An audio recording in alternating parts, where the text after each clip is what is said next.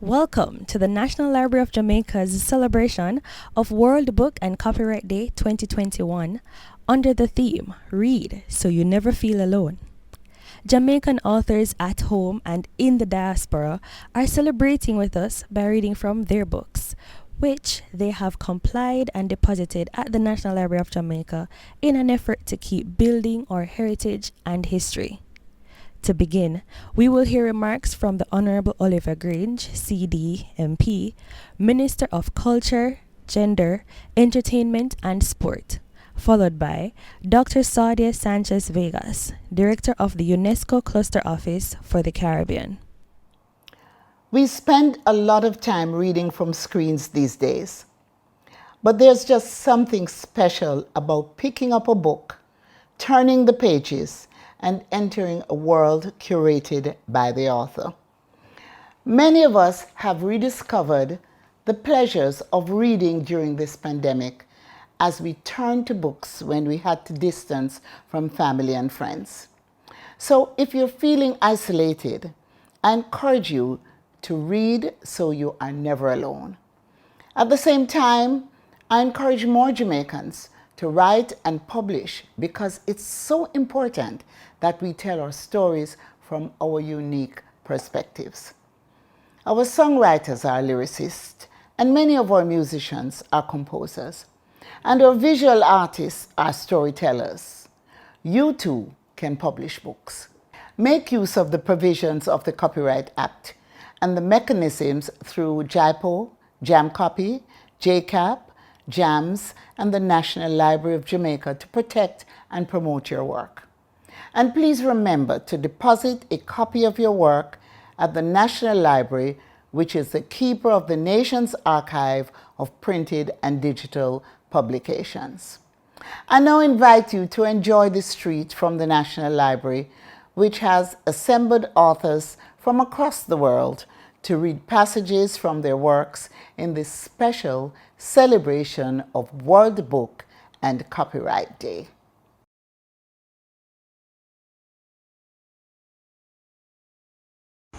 Message from Miss Tania Lou, Director General of UNESCO, on the occasion of World Book and Copyright Day, 23rd April 2021. In this period of uncertainty, many people are turning to books to help them escape lockdown and cope with anxiety. Indeed, books have the unique ability both to entertain and to teach. They are a means of exploring realms beyond our personal experience through exposure to different authors, ideas, and cultures. They are a means of accessing the deepest places in our minds. Page by page, books light a path for us to roam unbound by time or borders. In other words, books give us freedom. It is the power of books that we all need right now, as we are reminded of the fundamental importance of literature as well as the arts in our life.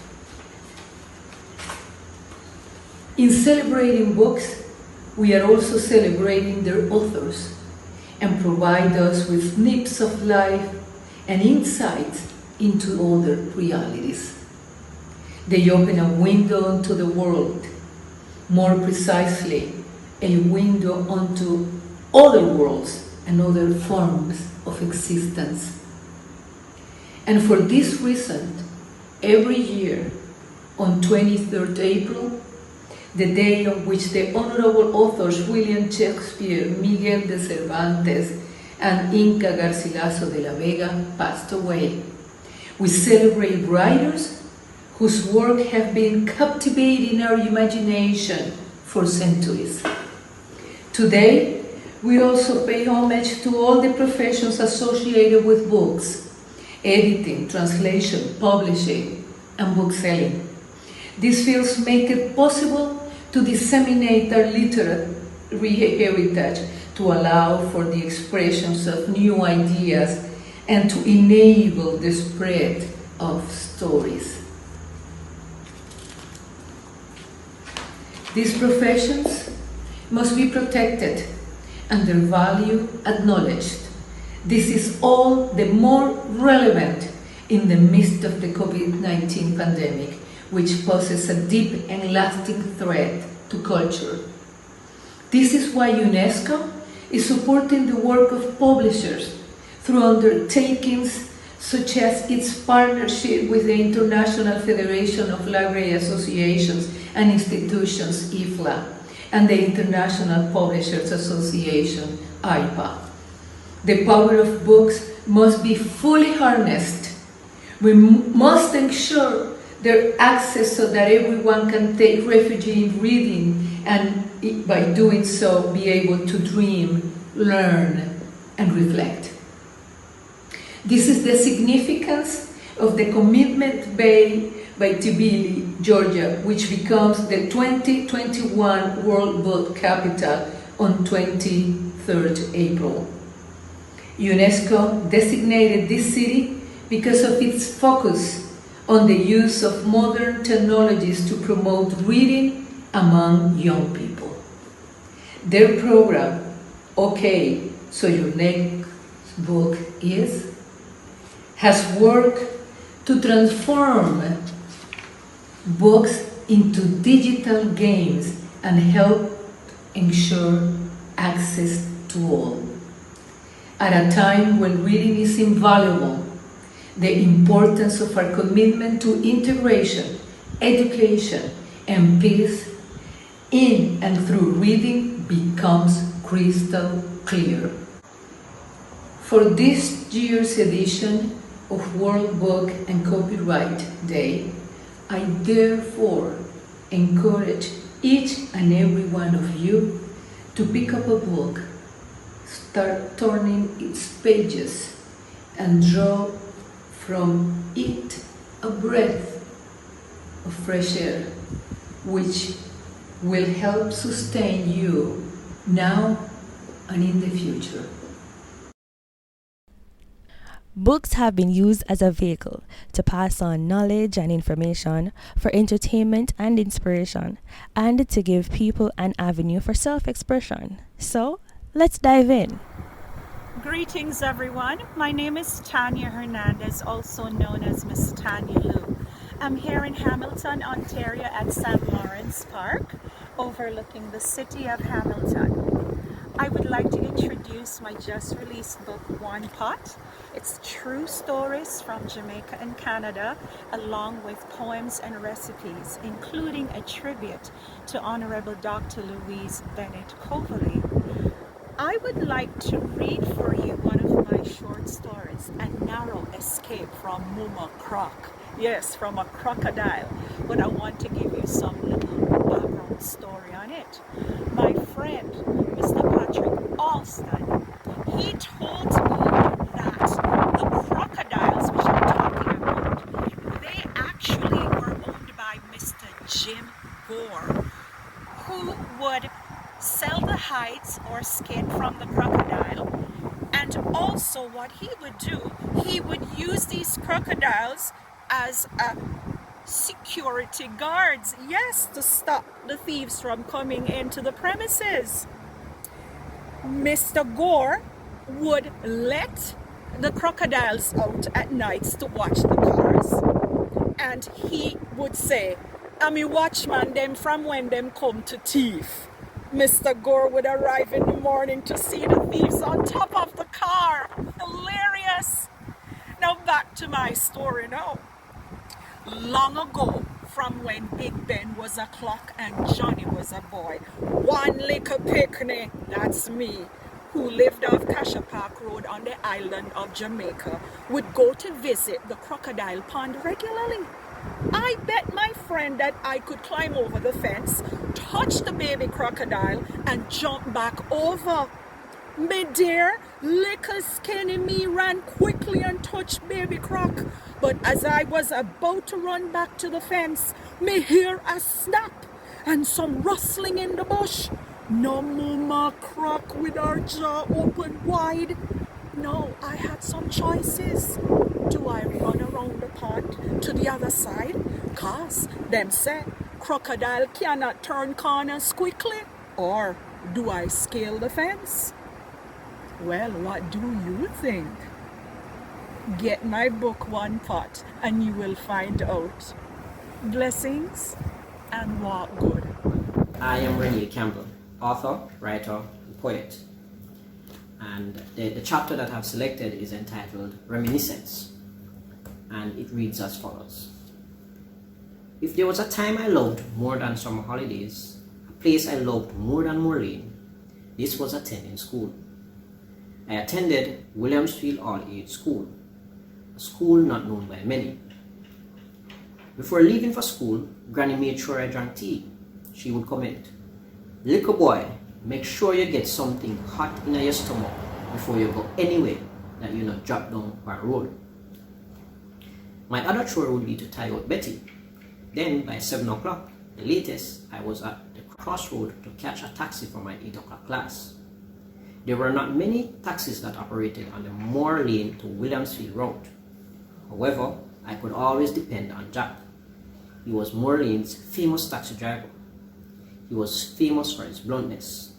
If he did not want to carry you in his car, it did not matter who you were, he would tell you to get out. Fortunately for me, he would never leave me even when I did not have taxi fare. He would always find space for me. On numerous occasions, I got drive either beside him or in the car trunk. Jack would not leave me. I've always loved school, the feeling of learning something new, interacting with different individuals, making friends, mischief, and participating in sports. For as long as I can remember, from basic school to be exact, my teachers had this unique interest in both me and my academic endeavors. This was shown on numerous occasions.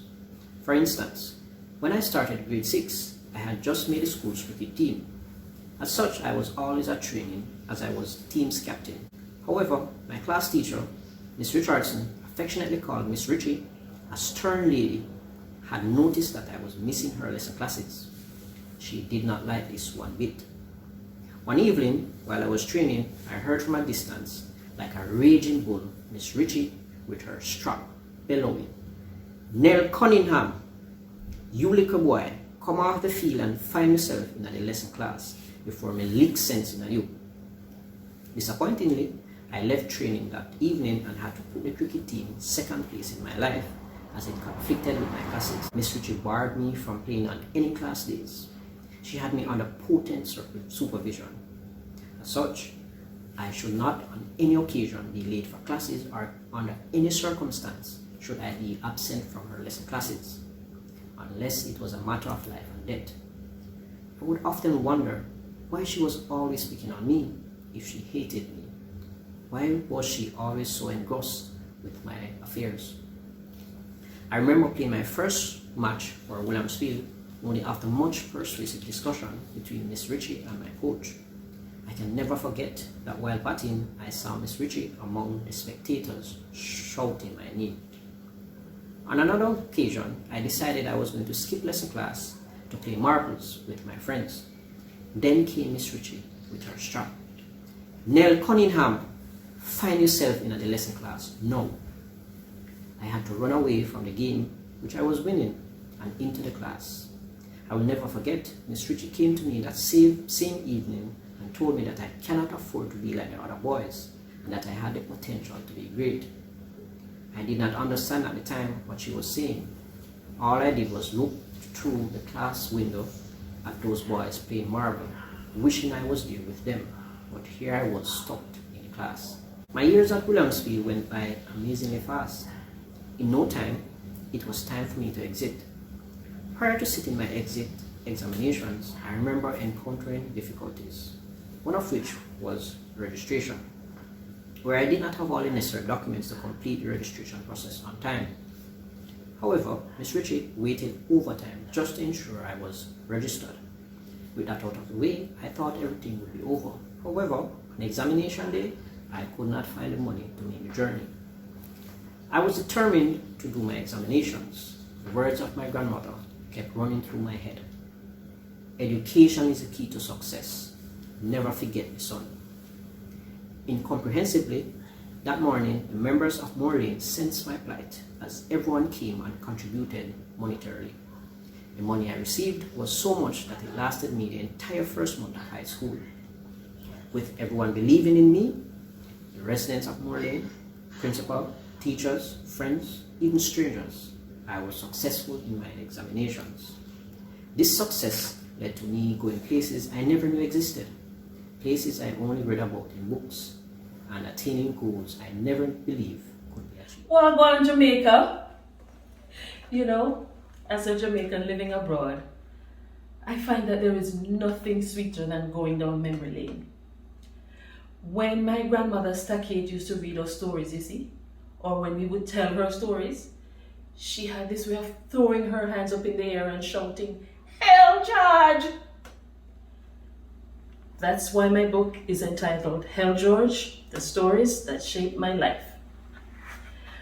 I can remember very fondly growing up in a little town called Alley. We had some very odd characters in that town.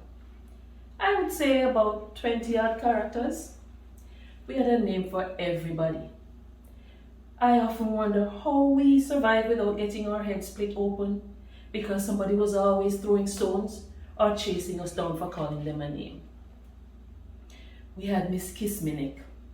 Miss Kisminek is an old woman whose neck was stuck in one position because somehow the skin was stuck to her chest and she had a hard time keeping her mouth closed.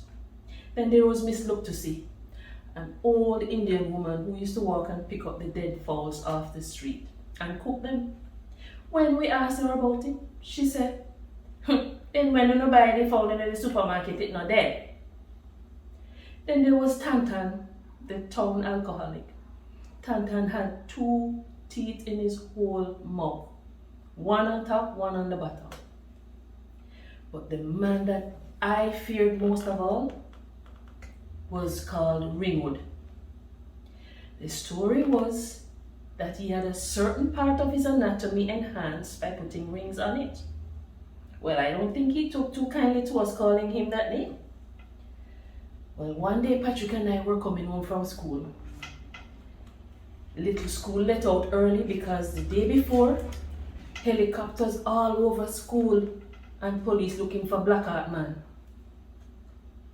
Patrick and I reached the cemetery and I look up the road and see the man coming down on his donkey with the bankra on the side and the machete in the bankra. I said, "Patrick, Ringwood have come." Patrick looked at me in amazement and said, "You're not supposed to call him that." I said, "Who said?" Patrick said, "Mama said." I said, "No man, it's all right."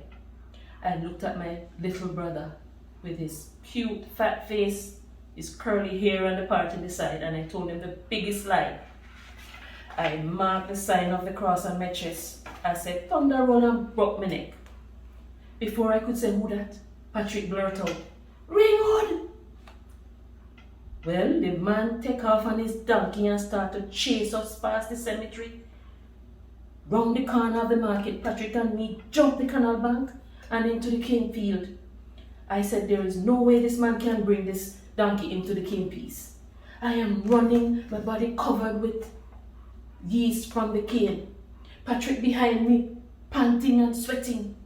We take off through Suku yard with Suku bad dog biting at our heels. We end up in front of Moscow Face shop on the other side of the market.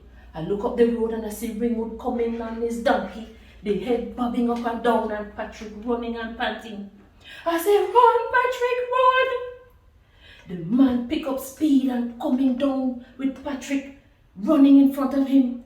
Patrick stumble and fall right in front of Dirty Muma's shop. I look up and I see the man wheeling the machete in the air. I said, "I will not live to walk the halls of Glenure High School. If I survive this massacre and Patrick doesn't, my mother will surely murder me." I hear the Kachi blow at Money Musk. I look up and I see the man wielding the machete. And Heaving the machete down towards Patrick, I cover my eyes to stop from seeing this bloody massacre. If you want to hear what happens next, you will have to buy the book. Hell George is available at Amazon.com. Reading from my book, I Am Jamaica. This is Dr. C. I am Jamaica. I am Jamaica, my theme for the clear. I am Jamaica, shout it out in the ear. I am Jamaica, whether a yard or abroad. I am Jamaica, and they have my umbilical cord. I am Jamaica, cause I choose to be. I am Jamaica, naturalized and free. I am Jamaica. You see me standing tall? I am Jamaica.